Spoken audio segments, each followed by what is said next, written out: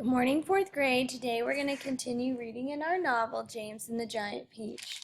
Before we get started reading, you have a quick write. It says, describe a time when you were afraid. How did you respond?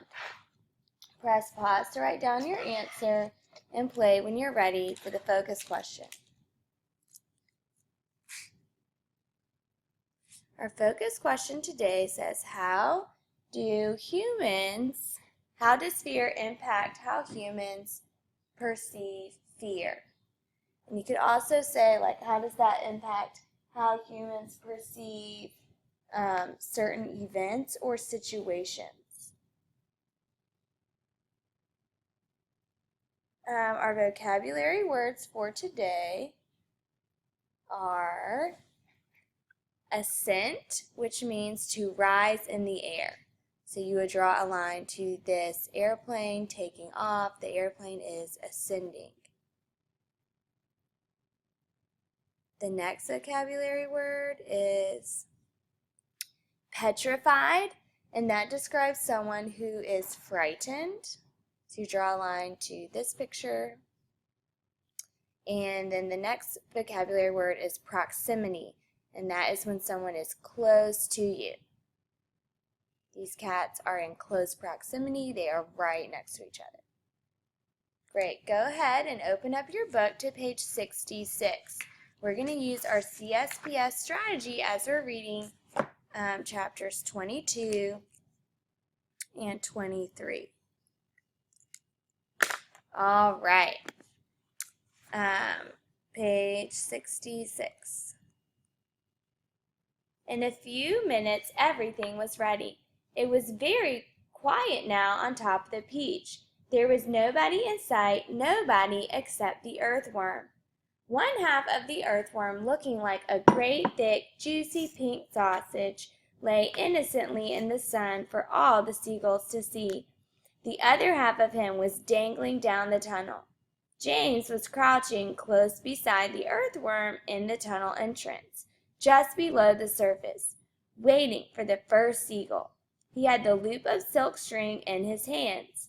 The old green grasshopper and the ladybug were further down the tunnel, holding on to the earthworm's tail, ready to pull him quickly in out of danger as soon as James gave the word. And far below, in the great hollow stone of the peach, the glowworm was lighting up the room so that the two spinners, the silkworm and Miss Spider, could see what they were doing. We'll stop right there because we have information about the setting and the character. In box 1A, we would write, James uses the earthworm as bait to tie the string around the seagulls. Press pause to write down your answer and play when you're ready to keep reading. All right, and then in box 1, in 1B, we're going to write the setting.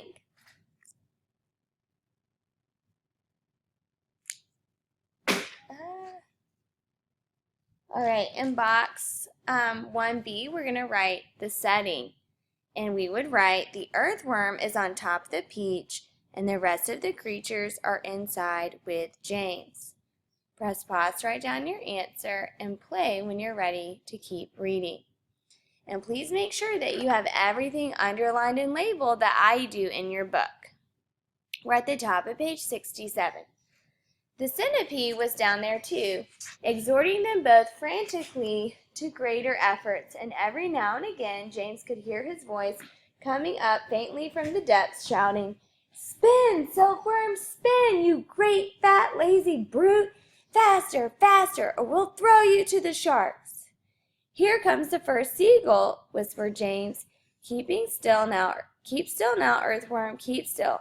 The rest of you get ready to pull. Don't let it spike me, begged the earthworm. I won't, shh. Out of the corner of his eye, James watched the seagull as it came swooping down toward the earthworm, and then suddenly it was so close that he could see its small black eyes and its curved beak, and the beak was open, ready to grab a nice piece of flesh out of Earthworm's back. Pull, shouted James.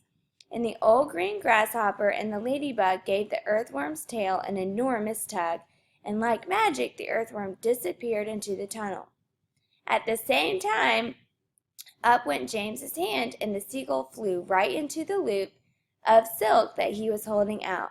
The loop, which had been cleverly made, tightened around just the right amount, but not too much, around its neck, and the seagull was captured. "Hooray!" shouted the old green grasshopper, peering out of the tunnel. "Well done, James."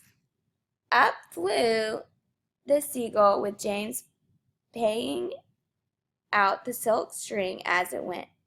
He gave it about 50 yards and then tied the string to the stem of the peach. "Next one," he shouted, jumping back into the tunnel. "Up you get again, earthworm." "Bring up some more silk, centipede." Turn the page. "Oh, I don't like this at all," wailed the earthworm. "It only just missed me. I even felt the wind on my back as it went swishing past." "Shh," whispered James. "Keep still. Here comes another one." So they did it again and again and again and again, and the seagulls kept coming, and James caught them one after the other and tethered them to the peach stem. 100 seagulls!" he shouted, wiping the sweat from his face. "Keep going!" they cried. "Keep going, James!" 200 seagulls, 300 seagulls, 400 seagulls. The sharks, as though sensing that they were in danger of losing their prey, were hurling themselves at the peach more furiously than ever. The peach went sinking lower and lower still in the water. 500 seagulls, James shouted. "Silkworm says she's running out of silk," yelled the centipede below. "She says she can't keep it up much longer, nor can Miss Spider." "They have got to," James answered. "They can't stop now." "We're lifting," somebody shouted. "No, we're not." "I felt it." "Put on another seagull, quick." "Quiet, everybody, quiet. Here comes one now." We'll stop right there because we have information about the problem. In box 2A, we would write, "The sharks continued to hurl themselves at the peach." Press pause to write down your answer and play when you're ready to keep reading. We're at the top of page 69. This was the 501st seagull, and the moment that James caught it and tethered it to the stem with all the others, the whole enormous peach suddenly started rising up slowly out of the water. "Look out, here we go! Hold on, boys!" But then it stopped, and they were hung. It hovered and swayed, but it went no higher. The bottom of it was just touching the water. It was like a delicately balanced scale that needed only the tiniest push to tip it one way or the other. "One more will do it," shouted the old green grasshopper, looking out of the tunnel. "We're almost there." And then came the big moment. Quickly, the 502nd seagull was caught and harnessed to the peach stem.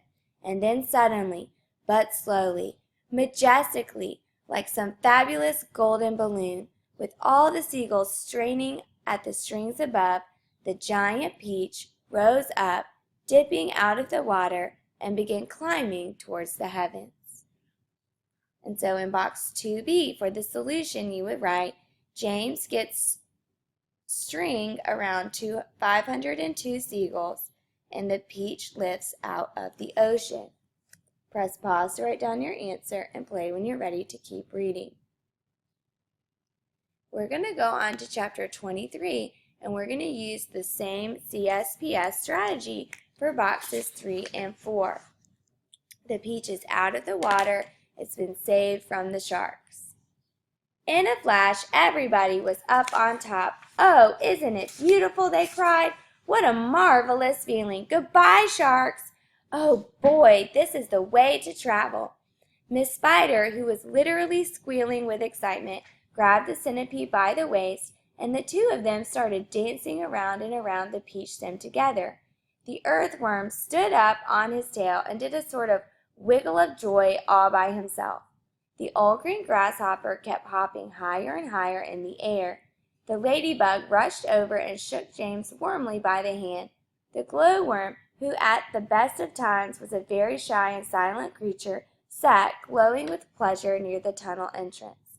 Even the silkworm, looking white and thin and completely exhausted, came creeping out of the tunnel to watch this miraculous ascent. Up and up they went, and soon they were as high as the top of a church steeple above the ocean. "I'm a bit worried about the peach," James said to the others, as soon as all the dancing and shouting had stopped. "I wonder how much damage the sharks have done to it underneath. It's quite impossible to tell from here." "Why don't I go over the side and make an inspection?" Miss Spider said. "It'll be no trouble at all, I assure you." And without waiting for an answer, she quickly produced a length of silk thread and attached the end to a peach stem. "I'll be back in a jiffy," she said. We'll stop right there. We have information about our characters and setting. In box 3A, you would write, "The creatures and James are wondering how much damage has been done to the peach by the sharks." Press pause to write down your answer and play when you're ready for the setting. And in box 3B, we would write, "The creatures and James are flying through the air in the giant peach." Press pause to write down your answer and play when you're ready to keep reading. Make sure you have everything underlined and labeled that I have underlined and labeled. We're at the top of page 72. The others crowded anxiously around the place where she had gone over. "Wouldn't it be dreadful if the thread broke?" the ladybug said. There was a long silence. "Are you all right, Miss Spider?" shouted old green grasshopper. "Yes, thank you," her voice answered from below. "I'm coming up now." And up she came, climbing foot over foot up the silk thread, and at the same time tucking the thread back cleverly into her body as she climbed past it. "Is it awful?" they asked her. "Is it all eaten away? Are there great holes in it everywhere?" Miss Spider clambered back onto the deck with a pleased but a rather puzzled look on her face. "You won't believe this," she said, "but actually there's hardly any damage there at all. The peach is almost untouched. There was just a few tiny pieces out of it here and there, but nothing more." And then everyone is kind of like excited. And then at the top of page 73, James explains how this makes sense because the sharks have such a pointed nose and their mouth is way underneath their nose. So really the sharks were just poking holes in the peach with their nose. They actually weren't able to eat it. Let's go to the middle of page 73. "It must have been some kind of magic," the ladybug said. "The holes must have been healed up by themselves." "Oh, look, there's a ship below us!" shouted James. Everybody rushed to the side and peered over. None of them had ever seen a ship before. "Looks like a big one. It's got 3 funnels. You can even see people on the decks. Let's wave to them. Do you think they can see us?" Neither James nor any of the others knew it, but the ship was now passing beneath them was actually the Queen Mary, sailing out of the English Channel on her way to America.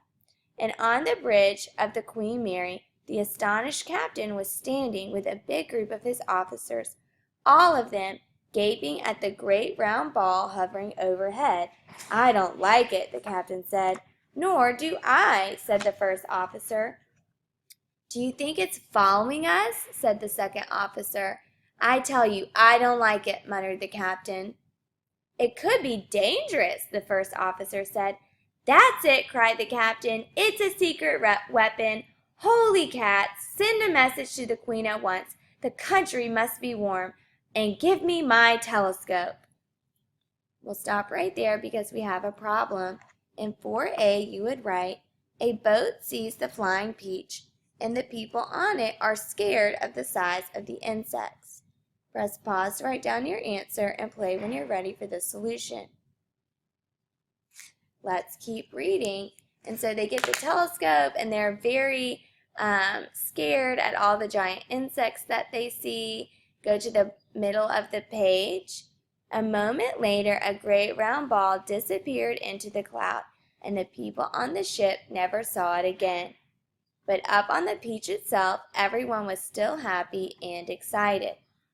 And so for the solution in 4B, you would write, The peach and the creatures fly into the clouds and disappear.